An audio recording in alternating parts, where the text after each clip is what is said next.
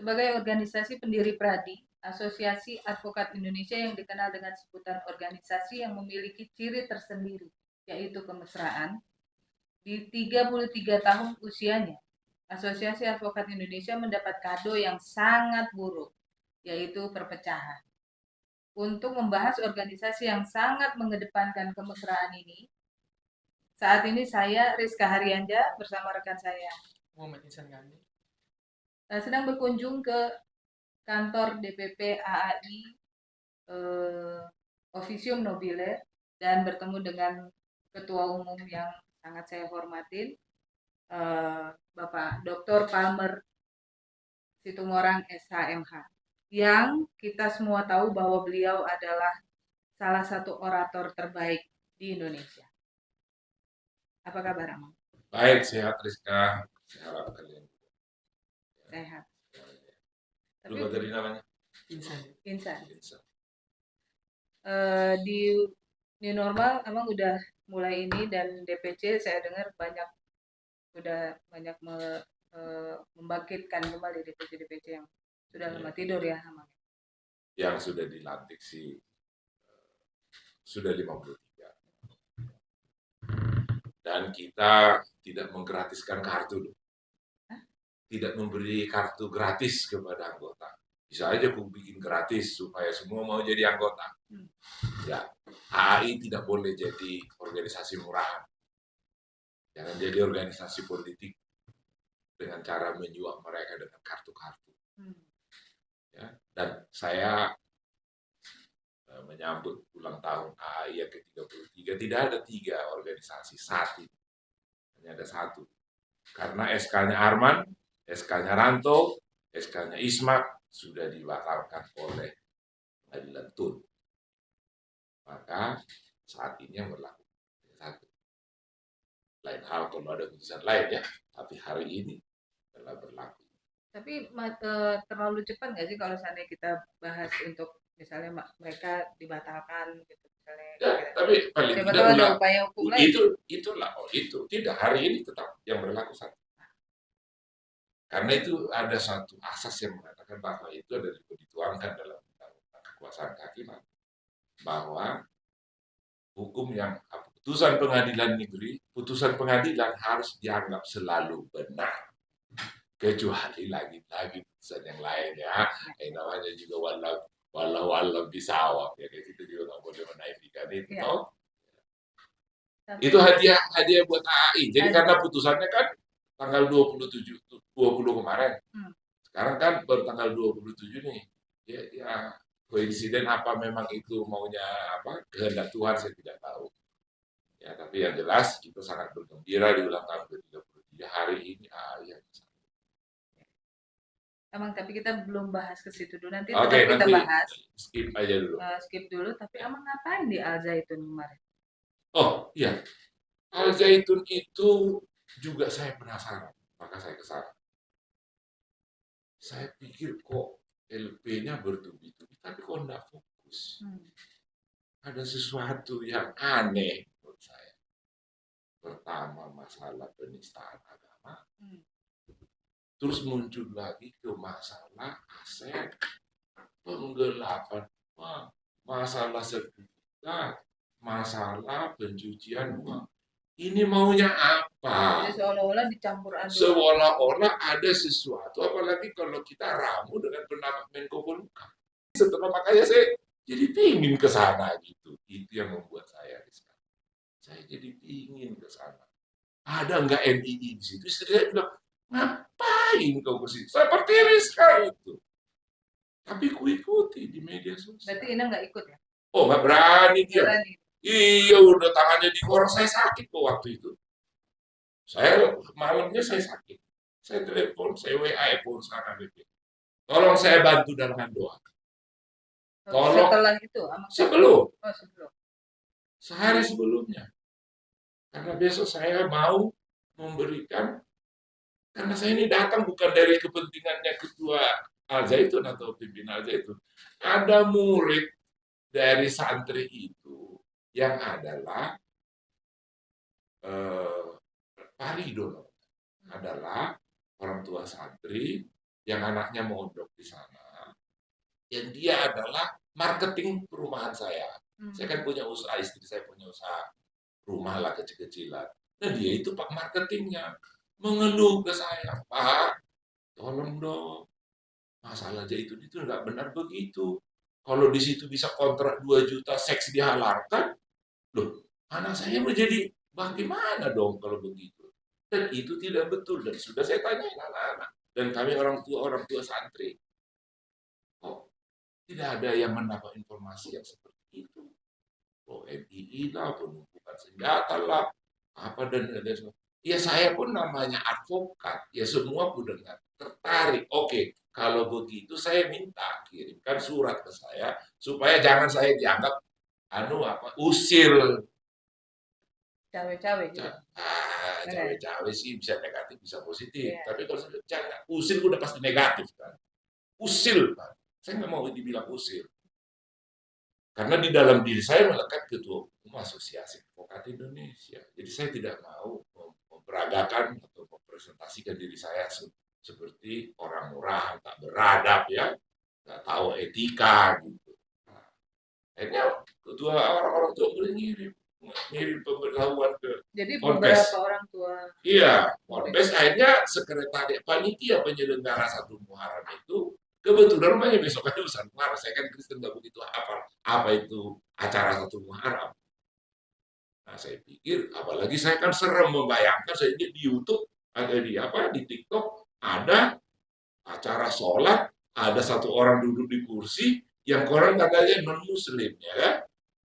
Apa saya nanti tidak di dalam satu Muharram ini mendatangkan permasalahan, gitu kan? Semua itu tercampur. Tetapi maka saya minta didoakan supaya mulut saya berbicara dengan siapapun Tuhan cerahkan. Jangan sampai saya melontarkan kata-kata yang menyakitkan atau membuat orang lain bingung. Dan beneran, saya pilih 1 hari sebelumnya, nginap saya di sana. Di pondok dia itu. Serem kan? Saya sudah kurang sehat sehari sebelumnya. Tapi mujizat Tuhan datang dengan doa, dengan keyakinan teman-teman. Saya pergi pagi-pagi ke dokter jam 11, saya disuntik, jam 2 saya udah berangkat. Sehat. Saya ketemu, saya nginap di sana, saya berbincang. Bukan berbincang dengan yang punya pondok.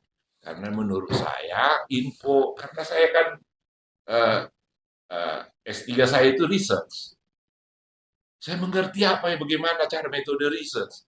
Dan saya tahu membedakan mana orang yang namanya key informant, yang qualified, yang bisa layak menjadi acuan atau tidak. Karena bagian orang-orang riset seperti itu. S3 saya research. Ya, filosofi of dokter saya itu by research. Nah, dan saya cum laude, saya bangga karena Tuhan ya. Nah, terus sudah begitu, saya yang datangi bukan ketua pondoknya, karena dia adalah pihak yang menjadi seteru dari orang yang hostile atau yang ingin menjatuhkan dia. Ya kan? Nah, saya pergi kepada orang-orang tua murid. Saya pergi kepada wartawan yang numpuk di sana. Saya pergi ke satpam. Saya dengan segala cara saya, entah menjadi apa, nyamarlah ke sana. Masuk, karena resmi. Setelah masuk baru aku berganti wajah. Tanyainlah satu-satu apa dan sebagainya. Melihat, dan saya bebas kemana, malam loh. Jam 11 saya kemana-mana. Bawa kamera, bawa video, apa segala macam. Apa yang bisa di-syuting gitu. Saya pikir besoknya saya nggak bakal sempat atau akan dilarang. Ternyata semua orang banyak jalan-jalan di mana malam-malam. Artinya, Rizka, kalau di situ ada barang yang berbahaya, dia kan pasti tidak membolehkan bebas. Itu kan ciri-ciri restricted area. Daerah-daerah tertutup kan ciri-ciri. Itulah yang membuat ternyata tidak demikian. Ternyata tidur dari ilmu metafisika, saya tidak merasakan yang spooky di sana atau yang menyeramkan. Jalan kemana-mana nggak ada yang buduk-buduk merinding. Saya biasa kalau saya udah capek masuk tempat tidur yang saya nggak kenal sebelumnya atau masuk ke hotel yang nggak pernah saya tidur biasa di situ, saya pasti tidak bisa tidur dan saya perlu pertolongan obat tidur. Enggak tuh hari itu. Saya kantongi satu obat tidur karena rencana saya hanya satu malam. Utuh doh itu. Lupa saya makan obat tidur, ternyata saya nyenyak tidurnya. Itulah kondisi di sana. Begitu ramahnya orang, berbanding terbalik dengan bagi orang-orang yang berbicara di luar yang tidak pernah ke situ. Maka saya berharap kalau ingin sekali membuat penelitian, mau belajar perbandingan, datanglah ke Al Zaitun itu. Ternyata yang kutemukan apa? Orangnya ramah-ramah, petugasnya ramah-ramah, gedungnya modern, kampusnya luas sekali, gedungnya di mana-mana, besar-besar, dan banyak santrinya. 6.200 orang, lebih kurang 1.000 lah di situ pegawai. Dan mereka harus masak 1,5 ton sampai 2 ton hanya beras untuk menjadi makanan. Itu baru hitungan beras, belum lauk, belum sayurnya, belum pengadaannya. Mereka swadaya, Pak. Mereka punya kolam, mereka punya penangkapan ikan. Mereka ingin juga produk laut, mereka masak sendiri, mereka swadaya. Beras mereka juga sudah surplus. Ini ada ekosistem ekonomi hidup di dalamnya. Kampus yang demikian luas bukan sekedar kampus, terawat kok dengan baik dan gedungnya bagus, rata-rata 4 lantai. Dan semua pakai lift. Ada wismanya, terurus ya. Ini baru berdiri 20 tahun, begitu megah tempat. Dalam hati saya bertanya begini, bagaimana pimpinan pondok pesantren ini memanage? Bayangkan kalau setiap hari 1,5 ton beras, nyuci piringnya aja udah berapa banyak itu. Ya, nyuci piringnya aja loh, dan itu 3 kali sehari. Bayang nggak itu? Bagaimana memanage? Ya. Akhirnya terjawablah penasaran saya, maka saya berani memberi speech di depan mereka. Tapi nanti Abang siapin waktu kita bahas tentang Al Zaitun. Tapi kalau sekarang kita bahas tentang 33 tahun AI. Baik. Tapi sebelumnya saya mau menyerahkan majalah Ombudsman. Ini sebenarnya Pak Palmer ini teman-teman adalah pendiri Ombudsman juga. PT Alusiau dulu ya. Ya betul. Nah, sekarang sama Bang Enapu, ya, Rudi Lonto, Denny Kailima. Nah, sekarang kami meneruskan semangat Amang dan Bapak-bapak. Ya. Payan kan sudah terakhir kendali dipegang sama Payan. Ya. Nah, ini kami meneruskan semangatnya. Ya. Kebetulan pimpinan redaksinya itu. Jadi nanti bisa lah perumahan itu muncul di sini gitu. Iklan maksudnya. Iya. Ya, langsung aja tembak nih. Gitu. Kasih aja ke marketingnya. Karena udah kita kontrakkan marketingnya itu tadi orang wali santri dari Al Zaitun tadi. Oh, gitu. Iya. Iya, kontraktor. Itu menjalankan semua fungsi marketing. Berbagi rezeki, berbagi tugas. Berbagi rezeki juga. Ya, silakan. Oke, Amang, tanpa mengurangi waktu banyak. AAI itu kan sudah 33 tahun. Sudah bisa dibilang usia yang matang dan tidak mudah. Bahkan harusnya semakin berlari cepat. Tapi ada batu kerikil sandungan di 2022-2021 kemarin kita ya agak berseteru gitu kan. Maksudnya sampai pecah. Yang tadinya AAI dengan kemesraannya di mana-mana itu selain perpecahan Amang, pencapaian AAI di 33 tahun usianya menurut Amang. Ya, kan akibat daripada tidak mesranya penyelesaian. Jadi begitu. Ini kan kejadian Munas kan puncak gunung es atau merupakan letusan setelah beruntun kejadian di mana AI ini digembosi. Sebenarnya rusaknya AI itu kan sudah berjalan lama, 5 tahun lah paling tidak. Yang paling parahnya itu 5 tahun terakhir. Dari konon 130 cabang, sisa yang hadir di Rakernas itu 13 DPC di Medan 2019. Di Munaslup di Jakarta 2018 itu ada 18 atau 19 DPC. Jadi menurun gitu ya. Bayangkan kalau yang namanya Munaslup 19 DPC. Ya. anggaplah 30 DPC, jadi kita perbesar hati kali 2 gitu ya. Itu sangat tidak layak. Jadi memang sudah terjadi perusakan, rusak yang sengaja didesain atau rusak karena ketidakpiawaian dari pemimpinnya. Yang pasti faktanya rusak. Dan itu pasti berbuntut tidak profesionalnya penyelenggaraan Munas. Mulai dari Makassar, tunda ke bulan Juni 2021, terus tunda ke bulan Desember 2021, akhirnya tunda lagi ke bulan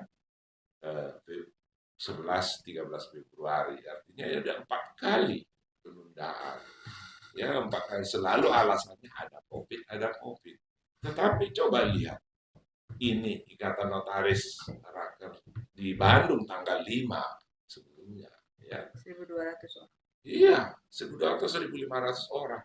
Di dalam satu tempat kok nggak dipecah, nggak kayak kemarin AAI sampai di 5 kota. Artinya mampu mereka memanage. Ya kalau ini terus diteruskan, oke terlepaslah dulu terjadi ya. Tapi kan ketika itu menjadi sebuah letusan dan berbuntut sampai ke pengadilan, saya gugat.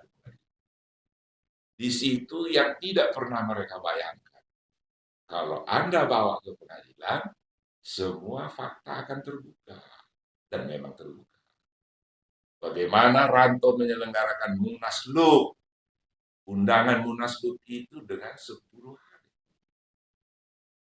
Munaslup apaan? Kan anggaran pasar mengatakan harus paling sedikit 15 hari. Ya. Yang mengundang Munaslup bukannya DPP. Alasannya DPP sudah bubar. Tidak ada lagi legitimasinya karena masa jabatannya Isma sudah habis tahun 2020. Dan mandat yang diberikan oleh Rapim AAI bulan November tahun 2021 memberi mandat untuk menyelenggarakan Munas 11-13 Februari 2022. Tidak ada di dalam mandat itu yang memberikan kepada DPP boleh menunda. Kenapa bisa ditunda, kewenangan apa? Itu baru satu hal. Yang Rapim ini siapa? DPP kan? DPP yang sudah habis juga masa jabatan. Itu yang terungkap. Terus yang kemudian ada Munas yang dibuat oleh Isma di Makassar. Katanya itu penundaan karena dia tunda Munas di Bandung kan. Iya dong, itu terungkap loh di persidangan. Yang ngomong itu adalah saksi yang diajukan oleh Isma dan diajukan oleh Arman. Yang ada di benak saudara ketika itu penundaan atau membuat Munas baru berikutnya. Penundaan. Artinya yang dipakai peserta Munas dan kandidatnya sama. Ternyata apa? Munas di Makassar. Hadirlah di situ ketua OC-nya, SC-nya itu yang bernama siapa itu? Jandri. Itu ketua SC. Jandri itu nggak pernah terdaftar sebagai peserta Munas. Tidak pernah. Dan saya hanya panggil setelah dia bersaksi. Saya itu minta jumpa ya, kawan. Benar nggak sih kamu pernah mendaftar jadi peserta? Enggak, Bang. Nah, di kesidang kamu kemarin bilang kamu tidak hadir Munas karena kamu ke luar negeri, keluar kota, Bang. Rekamannya. Jangan gitulah.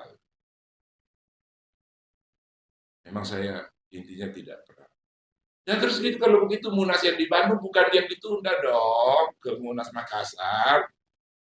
Ya kan, nggak jujur lah. Lalu terus mau bagaimana Munas Makassar jadi sah? Kalau pesertanya tidak lagi kandidat yang sama, bukan lagi peserta, jangan lupa SC, OC, termasuk Ismak ikut menandatangani berita acara yang dibuat tanggal 18 Juni. 18 atau 14 Juni, pada saat kita mau Munas di Bandung bulan Juni 2021. Semua kita tanda tangan. Kedua kandidat tanda tangan. Mensahkan daftar peserta. Karena kalau enggak ya datang ke 2015 muncul peserta yang nggak jelas, pokoknya mendadak aja punya kartu, nyoblos gitu loh.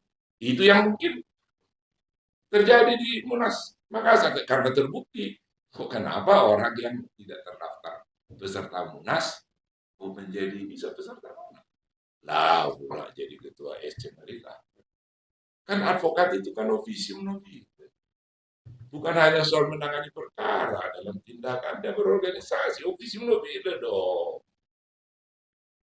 Apakah Arman tahu itu atau tidak? Ya berpulang pada beliau-beliau itulah. Oh, pantas rupanya ini Munas dibuat di Makassar. Mau memasukkan peserta siluman. Nah, terus mau begitu, mau menang di pengadilan tinggi, pengadilan Mahkamah Agung, saya kira enggak lah ya.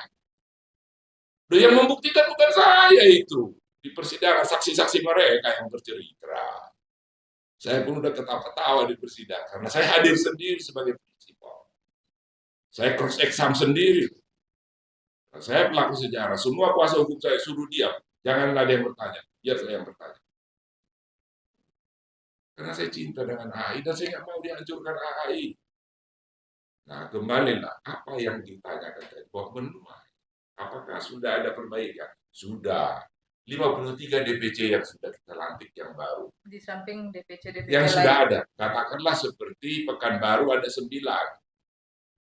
No. Pekanbaru itu ada 3, Palembang ada 9, di Lampung ada 3, di Riau ada 1, di Batam, perbatasan Singapura ada 1, terus Bali ada 3, itulah yang saya ingat ya. Yang tadinya itu yang baru berarti apa? Itu 53 yang baru. Nanti ini dalam waktu dekat Jawa Tengah kita lantik dan Bali. Bali belum dilantik karena sudah habis masa periode. Jadi sudah pastilah ini akan kita, karena target saya asal sudah tercapai 130 DPC. Saya juga minta kalau bisa dipercepatlah, dimunaslukan aja, ganti aja ketua umumnya. Saya sudah tenang lah, paling tidak AI ini bisa berkiprahlah menjadi modal dasar kembali ke zamannya Pak Denny Kailimak dulu. Berkiprah ada jawab, karena ke depan politik hukum pemerintah saya lihat, kalau hasil bahasa tubuh dan apa yang diucapkan oleh Menteri Kehakiman mengenai multibar apa single bar, kelihatannya politik pemerintah, politik hukum pemerintah lebih kepada multibar dengan 1 lembaga kode etik, 1 dewan kode etik, dan ujian kode etik secara bersama. Jadi ada standar. Nah, kalau masalah rekrutmen pendidikan biarlah oleh organisasi masing-masing. Tetapi kelihatannya pemerintah akan mengarah kepada seperti persyaratan jadi sebuah partai. Jadi untuk menjadi multibar, untuk bisa menjadi sebuah bar yang perwakilannya bisa hadir di lembaga yang saya buktikan tadi, lembaga kode etik, dewan kode etik, dan rekrutmen bisa menyelenggarakan ini, harus memenuhi syarat memiliki cabang di sekian kabupaten, di sekian provinsi, dan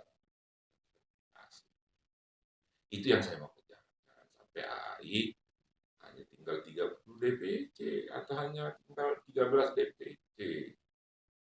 Memalukan, padahal nama AAI itu ada di undang-undang. Tadi kan Rizka bilang pendiri Beradi, bukan itu aja.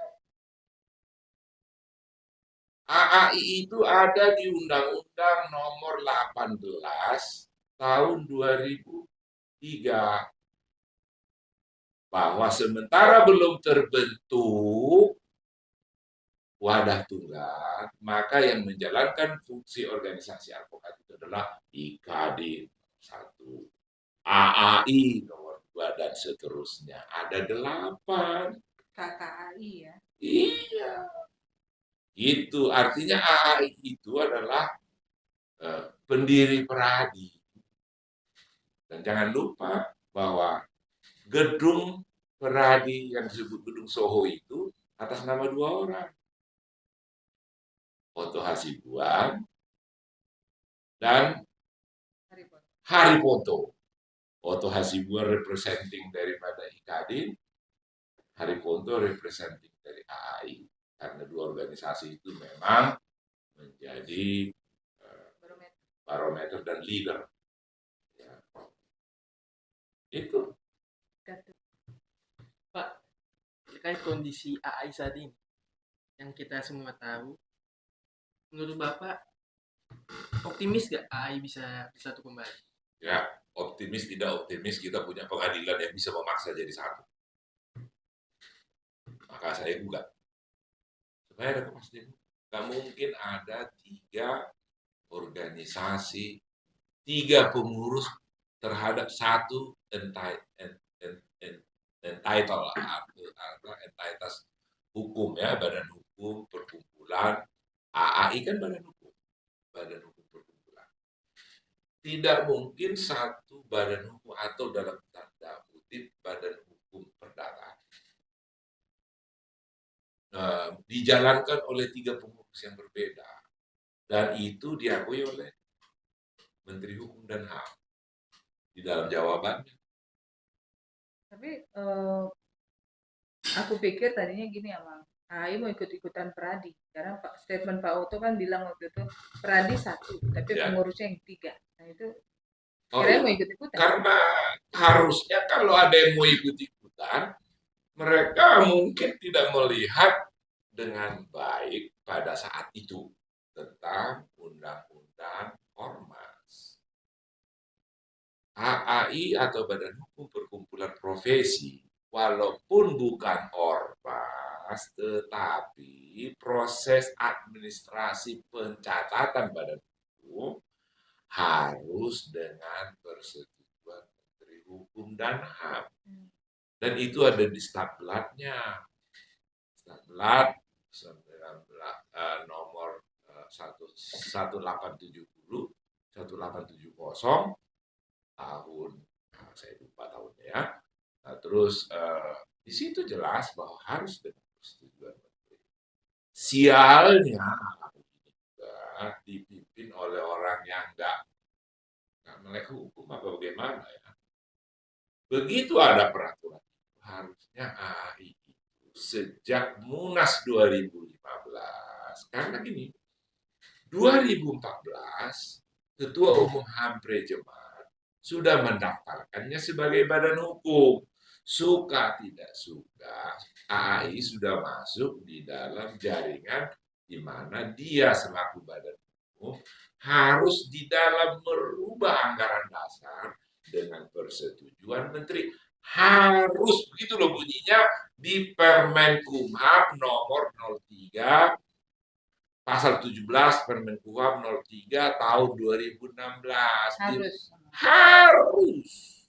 Katanya harus.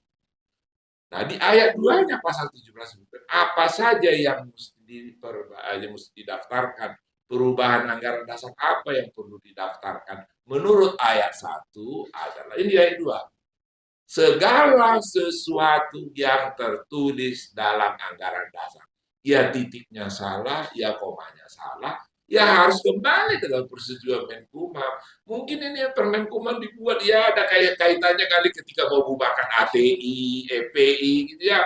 Jadi agak gimana gitu pemerintah ini menjadi, kita pun kok ada peraturan mengganti titik koma saja harus dengan persetujuan menteri. Kaya memang notaris karena itu. Nggak tahu apa ini ada kolusi Pak Menteri dengan lembaga notaris. Agak absurd menurut saya, aturan nggak benar.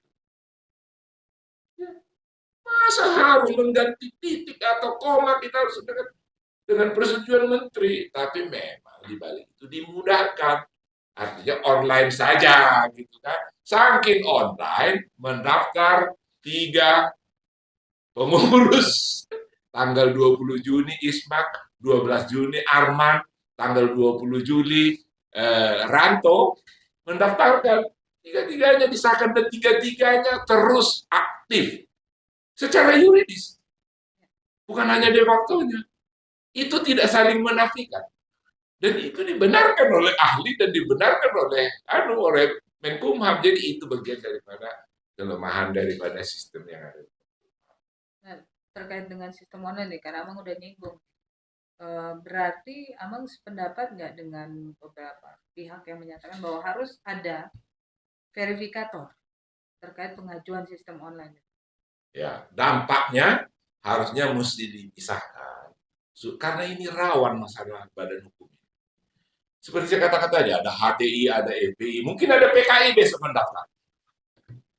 Ya, dia Pak Yasona dengar. Boleh nggak orang mendaftar PKI? Jawabannya menteri ya. Di dalam gugatan itu, jawaban terhadap gugatan saya juga, kami itu kan tidak bisa menolak. Nah, saya bilang, nggak ada, ini juga bukti kau tolak. Kalian tolak nih by system. Saya daftarkan AI. Saya nggak pakai officium nobile gitu loh. Jawabannya apa? Ini mirip dengan nama Peradi, Perhimpunan Advokat. Perhimpunan dengan asosiasi adalah sama. Ditolak, ada saya ajukan bukti. Ya kenapa yang tiga ini nama yang sama, singkatan yang sama, pengurus yang berbeda, kok disahkan gitu loh. Pendaftarannya, kok disetujui. Kan itu perubahan anggaran dasar. Titik atau koma kan harus tadi saya katakan, harus dengan persetujuan menteri. Ya disetujui menteri. Kalau yang namanya persetujuan menteri menurut Undang-Undang Administrasi Negara, Undang-Undang Administrasi Pemerintahan, namanya basicking. Basicking bisa digugat. Nah itu dia malah dicabut loh tiga-tiganya SK itu gitu loh. Dibatalkan oleh PT UN. Itulah dia ulang tahun buat AI yang ke-33. Tinggal satu AI. Mengenai gugatan di TUN perkara 411 itu. Ya. Eh, 441. 441. Ya. 441. Untuk tingkat pertama ini kan gugatan dikabulkan. Ya. Namun ada yang menarik di poin gugatan itu. Ya. Membatalkan, salah satunya mungkin membatalkan SK kepengurusan ISMA. Ya.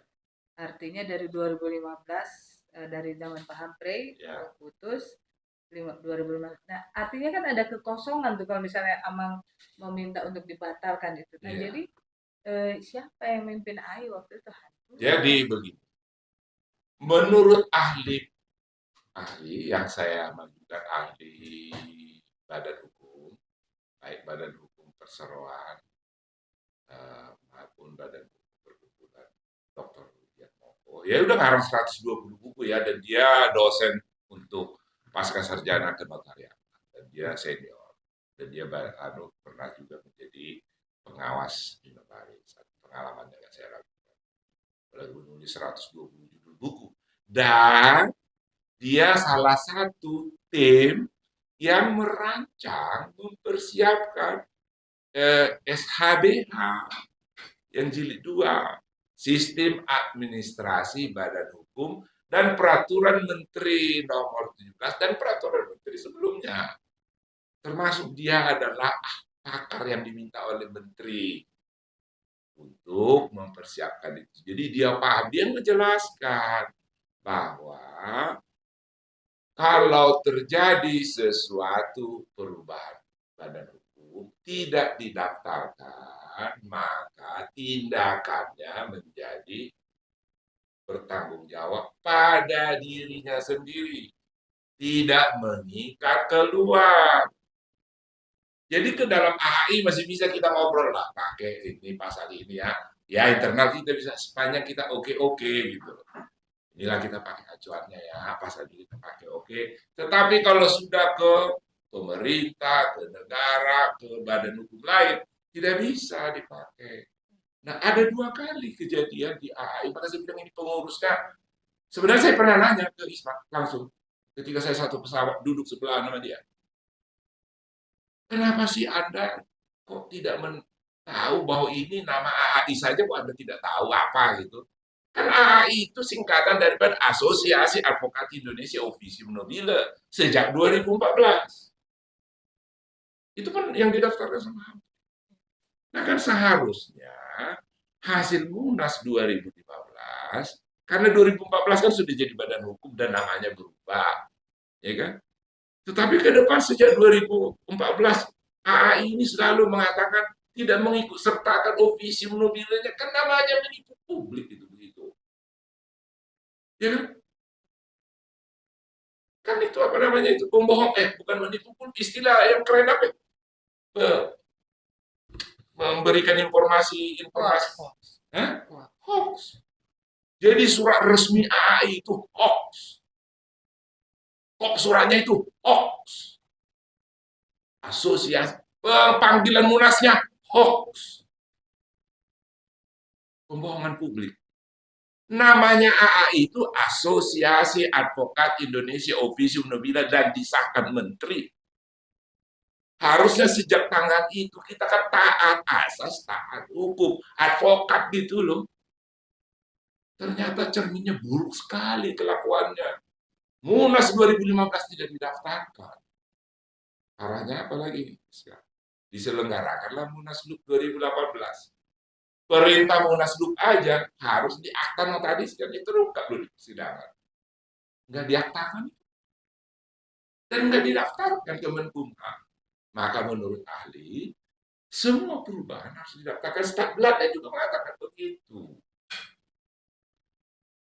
Sejak 1870 sudah berkata begitu bunyinya.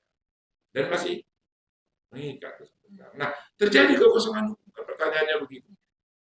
Jadi memang terjadi kevakuman hukum kalau melihat dari yuridisnya. Tetapi ketika Hampri mendaftarkannya pun ada kekeliruan. Dia itu menjadi pengurus sampai 2019. Hancur lain, hancur Bapak belum. Enggak, saya mau benahi. Enggak mungkinlah organisasi berjalan dengan amburadul tambah sulam begitu. Kelihatan amat tidak profesional. Saya mau buka aibnya aib diperbaiki. Tugas saya memperbaiki. Saya sudah mulai perbaiki, maka saya daftarkan. Kalau muncul lagi organisasi disahkan sana sini, saya bawa ke pengadilan. Saya mau ajak runding, sudah saya lakukan. Tidak mau bersatu kita dengan cara runding, saya tempuh lewat pengadilan. Kalau saya kalah, paling menjadi ada 3 AI, karena SK yang saya miliki tidak pernah menjadi objek sengketa. Tapi kalau saya menang, yang 3 harus diarah. Dia harus diikut sini. Pak akan saya rangkul. 2. Itu kan tetap 3. Jadi gini, saya belum tuntas tadi menjawab pertanyaan Rizka. Tadi kan ditanyakan, ada kekosongan. Ya kekosongan yang diciptakan oleh Muhammad Ismail. Dia tidak mendaftarkan. Jadi secara de jure, dia itu tidak pernah menjadi ketua AI. Maka anehnya, untuk mensiasati itu, pada tanggal 20, kita tanggal 15-nya dia kumpulkanlah mantan ketua sidang 2015, Munas 2015, mantan sekretaris SC, entah ketua OC, adalah 5 orang. Mereka bikinlah namanya testimoni pengakuan. Dari pengakuan inilah dibawa oleh Isma ke notaris tanggal 20 Juni. Dibuatlah suatu akte, dan akte ini pula didaftarkan ke Menkumham. Bayangin, di sini bisa testimoni dianggap sama seperti keputusan Munas. Itu banyak undang-undang yang ditabrak. Menurut undang-undang Badan Hukum, Ormas, atau Badan Hukum, sejak diputuskan dalam Munas, harus didaftarkan, diaktakan dan didaftarkan ke Menkumham 30 hari selambat-lambatnya. Ini bayangkan Munas 2015, membuat testimoni 2022, didaftarkan tanggal 20 Juni 2022. Parahnya lagi diterima oleh Menkumham pendaftaran itu. Apa yang parah? Menurut Undang-Undang Ormas, untuk mendaftarkan organisasi itu harus ada 3 minimum. Ini undang-undang, perintah ada. Ya, harus minimum ketua, sekretaris, dan bendahara. Tapi yang didaftarkan siapa? Cuman Isma. Ini lembaga apa itu? Kedua, kok didaftarkannya 7 tahun kemudian? Setelah saya mendaftarkan, setelah terbentuk pengurus AI yang baru. Tidak bolehlah begitu. Ya, itulah kekeliruan di dalam sistem atau kelemahan dari sistem yang ada di Dekumham. Gitu. Ada kekosongan, iya. Penyelenggaranya itu mau dibilang runyam, ya runyam. Memang udah runyam. Runyamnya itu udah dimulai dari zaman Hampri. Ketidak matchingan dari sistem ini, dari nama ini pengguna, termasuk hampir menyelenggarakan Munas 2015 tidak mencantumkan nama Officium Nobile. Pembohongan publik. Hampir itu termasuk. Karena undangannya jelas, saya masih pegang iklannya sekarang. Kalau sudah kita mendaftarkan diri sebagai badan hukum dengan nama Officium Nobile, ya cantumkanlah walaupun kecil tulisnya Officium Nobile aja nggak kelihatan gitu. Tapi ada. Harusnya mesti ada. Sama dengan seperti kamu nyanyikan lagu bahasa Inggris, kau ubah menjadi lagu Batak, kau nyanyi di dalam panggung, etikanya apa? Kau nyanyikan aslinya, baru kau ubah menjadi lagu Batak. Itu etika namanya. Karena advokat itu syarat dengan etika. Ke lautlah advokat yang tidak beretika. Tapi kalau jika SK-nya pengurusan Muhammad Ismak itu dibatalkan, berarti produk-produknya itu hoax semua, Pak? Ya, jadi bukan hanya hoax. Kan kemudian tadi saya katakan, saya kan sudah disahkan menjadi pengurus yang baru hasil Munas bulan Februari 2022. Kemudian bulan Juni Ismak mendaftarkan yang lalu. Jadi yang lalu. Padahal Ismak itu kan periodenya 2015-2020 dan dia tidak pernah ada di dalam sistem administrasi Badan Hukum Umum. Dekumham. Bagaimana setiap orang bisa masuk ke dalam sistem mengaku padahal dia nggak ada. Bagaimana you ngaku misalnya jadi ketua padahal kamu tidak ada dalam sistemnya aku. Tidak ada datanya. Asal yang penting didaftarkan, yang mendaftarkan itu notaris dan bayar biaya. Ini kok agak pemerintah itu agak matre ini. Uangnya diterima, perlindungan hukumnya zero. Pak, terkait rekonsiliasi yang telah didengungkan sudah hampir 1 tahun belakangan ini, namun belum ada titik temu antara 3 ketua umum lah, ya, bisa kita sebut itu, Ya. 3 PAI ini. Menurut Bapak, apa yang menjadi penghambat dari rekonsiliasi ini? Ya saya coba duga-duga ya. Tapi begitu ada putusan, saya udah ngirim WA. Kita kumpul lagi. Karena sebelumnya kan saya berusahakan. Saya yang lebih senior dari Ranto dan Arman. Ya, saya ini pendiri AAI. Dan saya sudah menang putusan. Dan saya duluan mendaftar. Dan hanya saya, Ketua Umum DPP AAI, yang mempunyai NPWP. Ranto, Arman nggak punya NPWP, saya punya dokumen 8 lembar surat dari Dirjen Pajak yang membenarkan alamatnya di kantor ini loh, DPP AAI, NPWP-nya. Jangan orang lain jatuh. Tapi pun demikian, apalah artinya surat-surat itu kalau tidak ada permesraan? Pertanyaan Nadine dari Rizka. Saya bisa saja menang. Bisa saja. Tetapi saya merindukan, ya itu ada last resource. Karena saya sudah usahakan. Kita sudah katakan, kita buat aja Munas bersama namanya Munas Rekonsiliasi dengan catatan. Ada kesepakatan dari Tuhan.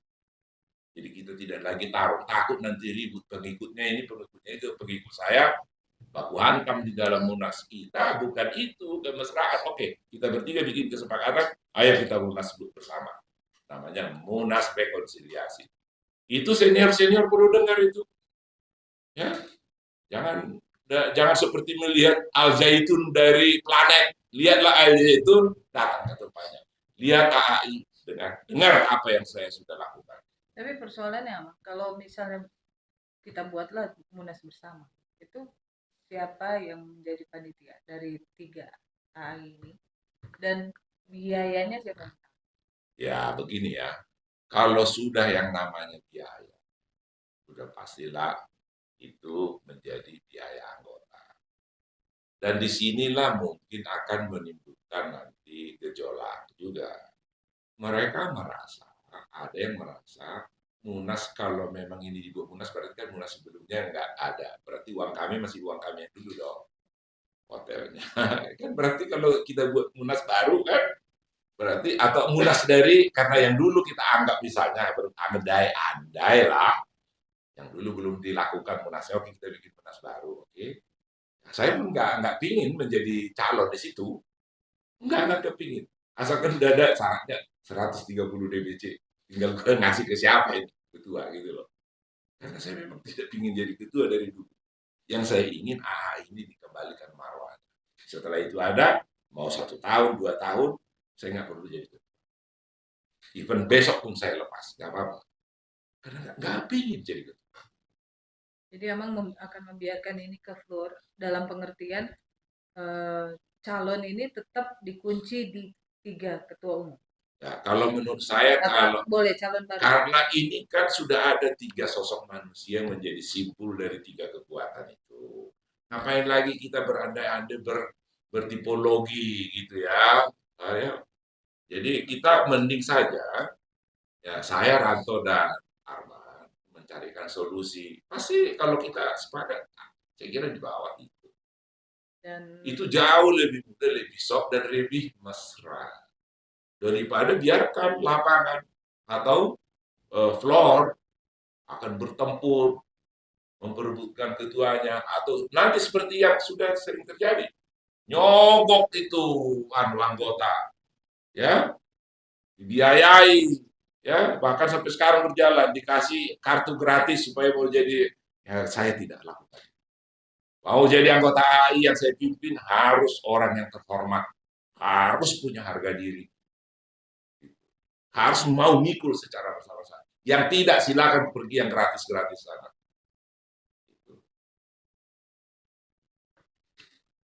Bicara rekonsiliasi lagi nih. Maka kalau terjadi rekonsiliasi ini berarti tidak ada yang benar dan salah. Menurut Bapak, apakah hasil PT UN kemarin itu bisa menjadi titik balik organisasi AI kembali? Harapan saya tadinya memang begitu kok. Supaya ada kesadaran, oke lah kalau kamu ngomong ego sendiri, aku mungkin ngomong ego sendiri, si yang satu lagi ngomong egonya sendiri. Kita challenge ke pengadilan. Ya orang pihak ketiga yang menilai. Ya, kamu bikin munaslup tidak cukup waktu, udah pastilah sampai akhir zaman nggak akan lah. Ya, terus kamu membuka munas tersendiri, haruslah kamu menjadi punya nama tersendiri, bukan lanjutan dari munas Bandung. Namanya harusnya bukan AI, harusnya nama lain. Untuk bisa nama lain itu ada syaratnya, dia harus mendaftar dan mohon nama baru. Harusnya tidak boleh langsung diberikan nama begitu aja oleh Menkumham. Tapi kalau kembali ke soal rekonsiliasi, semua itu yang namanya rekonsiliasi, semua pihak harus mau berkorban dong, harus mau mengalah dong. Kembalikanlah ROI kepada floornya. Saya pasti tidak akan maju jadi calon dan tidak akan mau menjadi ketua AI lagi. Karena asalkan AI sudah ngumpul bagus, monggo. Itu pun pastilah saya ditentang oleh orang-orang saya. Saya nggak mau dipimpin orang itu. Siapa emang dia? Waduh, matilah kita. Padahal kita kan mau lihat AI, ya kan? Atau bila perlu tiga-tiganya ini nggak usah jadi maju lah, ya kan? Tiga-tiganya, saya, Palmer, Arman, dan Rato, udah nanti di Munas bersama ini, jangan ada yang mencalonkan diri jadi ketua, kita cari ketua yang baru, yang hebat, yang muda, tapi yang mampu, orator lah, ya kan? Tahu membawa AI ya setara dengan Peradi, pimpinannya profesor, setara dengan Peradinya Luhut ya, yang juga doktor dan dikenal masyarakat, jangan dikenal masyarakat. Sorry ya, gitu loh. Karena ini membawa organisasi, perlu marwah pimpinannya, gitu loh. Ini bukan Karang Taruna, ya kan? ya, Amang terkait rekonsiliasi ini kan akan mudah kalau di tingkat DPP, tapi tidak terjadi mudah kalau di tingkat DPC karena masing-masing AA ini kan udah ada simpul DPC sendiri-sendiri. Contoh Ya. Bandung, Makassar, Jakarta Barat ya. itu ada beberapa juga. Ya. Nah ini Jakarta Utara, ya Jakarta Utara, Utara 2 ya? ada 2. Oh, Amang udah. Udah. Nah, apalagi kan Jakarta Timur. Timur ya. Nah. Ya. Itu kan apalagi Amang kan sudah 50 lebih kan DPC baru yang 53 DPC baru. Bagaimana Amang menyikapi ini? Untuk terkait dengan Nanti DPC. bagaimana mengatasinya? Ya, itu kan pasti ada riak-riak ya, lagi. Udah pasti. Kita berdasarkan asas demokrasi. Ya tentulah mesti menghargai karena Vox Populi, Vox Dei. Suara mereka adalah suara Tuhan. Gitu. Ini saya ini sebagai ketua umum adalah cuma seorang manajer, memanage saja, ya. Kepentingan ini kan untuk kepentingan bersama, namanya anggota, saya pun anggota. Bagaimana menyikapinya? Saya punya ide, barangkali berkenan kepada teman-teman yang lain. Ya sudah, nanti kita, kan ini juga semua DPC yang ada ini akan berakhir 2020. Ya di situ, bikin mengucapkan ide aja mereka juga anggota yang baru kan. Sambil menuju ke situ, biar aja ada 2 DPC kota, DPC kabupaten. Ya kita minta juga persetujuan mereka. Kalau mereka nggak setuju dengan Munas bersama ini, Ya, saya nggak yakin kalau ada DPC yang tidak setuju kalau DPP-nya bersepakat. Oh, pasti mau. Memang membayangkan saya juga udah pernah ada kalau dari DPC kalau nggak bakal ya kami ke organisasi lain aja dah. Jadi saya bilang, udah seperti yang saya katakan, enggak, Bang, jangan munafik ya. Apa deh? Dimanapun organisasi, dilihat figurnya. Sorry ya Bang, aku angkat kaki kalau aku aduh, berat juga Rizka, berat. Makanya saya bilang, oke, lebih cakep. Tiga-tiganya ini jangan maju. terus ada calon baru. Harus masukkan calon baru. Tapi dengan kondisi sekarang ini kan kita krisis kader. Ya, saya tahu memang ada krisis kader ya bila perlu orang tua yang dulu pernah sukses memimpin naik dan memimpin dulu sampai. Tapi saya ikhlas ya, tidak akan supaya bukan tujuannya saya tidak mau bertanggung jawab. Supaya kita bisa satu. Kalau saya maju kan namanya masih tetap aja friksi gitu loh. Pengikut saya nanti kan jadi lain ceritanya. Coba kalau aku nggak nyalon kan, cari. Kalau Amang nggak nyalon, artinya mereka mundur kan gitu, pindah. Iya, enggak lah. Itulah mesti kita yakinkan. Kita carikanlah. Lihatlah kompetisi baru, tetapi nggak usah ada Arman, nggak usah ada Ratu, nggak usah ada saya. Supaya fair, bisa kita antarkan baik-baik gitu loh. Kalau cinta AI, jangan cuma dicuap-cuap-cuapnya aja. AI bersatu sebenarnya emang ya, hipokrit, munafik. Ya. Ya. Amang menyambut 33 tahun AI. Ya. Apa agenda yang Amang belum kesampaian untuk lakukan? Ya. DPC udah, bahkan Amang larinya cepat banget kan gitu. Ya. Saya masih belum kesampaian pikiran saya ada 3 hal yang dari dulu saya lakukan adalah kepedulian advokat terhadap masyarakat miskin. Tidak bisa datang person to person. Maksudnya Pusbag. Katakanlah ya, Pusbag itu harus dihidupkan. Ini ide brilian dari Pak Yanabul ini harus dijaga. Dan kemudian itu yang menjadi yang sekarang munculnya Undang-Undang nomor 11, nomor 16 2011 ya. Apa terbalik. Nah, rasanya kurang elok kita jadi advokat yang dijuluki adalah masyarakat kelas 1, intelektual, visi bermartabat. Tetapi di lain pihak, kita tidak memberikan kontribusi kepada orang pencari keadilan yang tidak mampu. Apakah itu bisa kita lakukan person to person? Bisa, tetapi kontraproduktif. Contoh, ada saudara saya membeli narkoba, saudara jauh, sakit ya, ditahan di Polres Bogor, terus saya bilang, ini waktunya agak lama anak ini, masih muda, belum kawin, dia nggak punya bapak, nggak punya ibu, ya, dia anak yatim, saudaranya udah meninggal, ada satu kakaknya perempuan, jauh di Halmahera, miskin. Saya kalau datang ke sana memberikan pembelaan, kesannya yang datang kan pengacara presiden, mantan presiden. Kalau saya melakukan pembelaan pro bono bukannya produktif, di dalam hati penyidik itu mungkin akan berkata, jangan-jangan bapak pengacara ini adalah orang yang diutus agen narkoba. Banyak ini pasti duitnya, gitu kan. Jadi tidak produktif jadinya, gitu loh. Maka udah, kita harus, saya sependapat dengan Pak Buyur almarhum. Bantuan hukum itu harus struktural.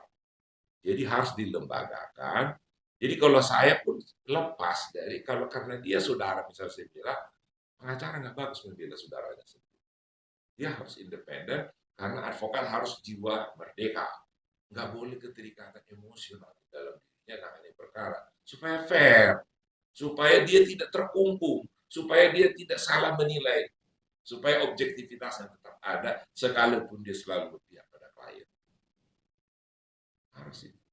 Tapi kita punya pusbakum ya, Ya. dan itu memang warisan turun temurun yang kita juga punya prestasi terkait Ya. dengan nama itu. Dan nama itu tidak boleh dirubah Ya, menjadi saya, PBH atau ya apa enggak, gitu. kita tadinya banyak yang mempersoalkan gagah-gagahan aja gitu nama.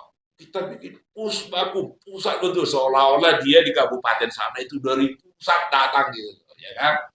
Memang kalau kita mengikuti siapa yang mengatakan apalah artinya sebuah nama, ya kerasa juga di daerah, orang di daerah itu juga senang kalau keren. Nah, kita tetap bertahan di pos bantuan hukum karena yang namanya pusat bantuan hukum itu ada di DPP. Saya adalah pimpinan. Karena itu jangan mengikuti jenjang. Semua DPC harus menjadi ketua pos baku. Kecuali DPC-nya itu menunjuk seseorang yang mampu menjalankan. Jadi ada SK dari ketua DPC menunjuk direktur pos baku. Pusat hanya bersifat koordinasi dan pembinaan dan perhitungan. Tetapi operasional, sebab begini, pos bakum itu kan nama institusi yang tempat mereka bergabung. Ya. Tetapi yang bertindak bisa menjadi melakukan pembelaan, hadir di depan persidangan, kan harus advokat yang punya SK. SK-nya itu yang dilihat, bukan dilihat pos bakumnya. Cuman kalau ditulis pos bantuan hukum, polisi ya pengadilan tahu orang adalah orang yang tidak mampu. Walaupun mantan menteri pernah juga mereka bilang, mantan Menko.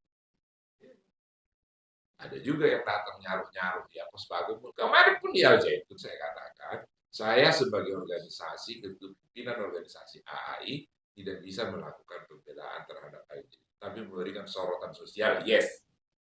Tapi kalau sudah melakukan pembelaan teknis, harus dilakukan oleh advokat-advokat. Dan itu ada lembaga yang, kalau mau lembaga yang cuma-cuma, harus ke pos bantuan hukum. Cuma saya tidak teruskan. Untuk mendapatkan jasa pos bantuan hukum, harus ada surat keterangan miskin yang dibuat oleh lurah dan camat. Saya kira itu nggak mau lah LJ itu bikin begitu ya. Nggak mau lah dia dapat surat.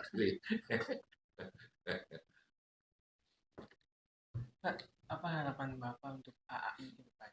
Bersatu. Baik itu lewat komunikasi damai atau munas bersama atau munas rekonsiliasi atau melalui putusan pengadilan. Hanya itu, bersatu.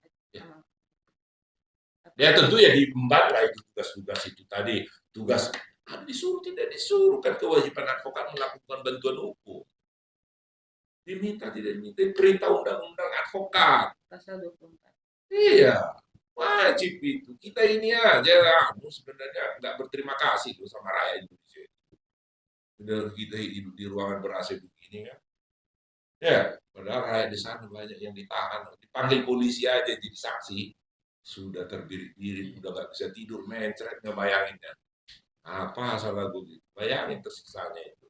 Nggak ada yang memberi nasihat.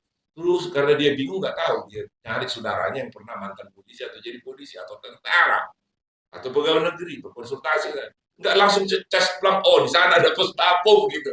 Mestinya begitu. Oh di sana ada LBH ke situ. Belum disosialisasi, kadang juga harus tanggung jawab daripada negara juga, ya, tanggung jawab pemerintah. Ya, saya kira bersama-sama kita sedikit yang kita lakukan tetap berbuat. Banyak yang kita lakukan. Semampu-mampunya aja di semua lini kita usahakan. Bersuara ini pun saya sudah merupakan bagian mengajak banyak orang supaya diperhatikan itu undang-undang bantuan hukum. Kewajiban kita sebagai advokat untuk memberikan bantuan. Saya berasal dari Posmaku. Setelah saya udah mulai redup, mulai menuju kepada ya Pengacara komersil. mau selesai lah gitu ya. Madek Pandito. Oh, Madek Pandito ya kembali ke pengabdian. Seperti Hotmas Topul kan sekarang dia ke LBH. Pantas itu menjadi contoh. Nggak berburu uang terus. Amang, mungkin ada yang Amang mau sampaikan ke dua adik Amang, yaitu Bang Arman Anis dan Bang Tanto selanjutnya. Ya, saya ajak mereka kita mengulas rekonsiliasi. Masalah mekanisme itu dibicarakan Ya, di nanti belakang. kemudian soal teknis. Untuk Dan mereka mempertimbangkanlah. Dan omongan saya ini nanti akan saya pakai bukti kalau itu mereka kasih banding. Saya lampirkan nanti memori banding dan saya lampirkan di memori kasasi kalau mereka banding. Omongan kita hari ini rekamannya ini saya bikin jadi bukti. oke, udah banyak ya yang kita dapat ya, teman-teman. Jadi rekonsiliasi is a must. Should be. Should be. Terima kasih.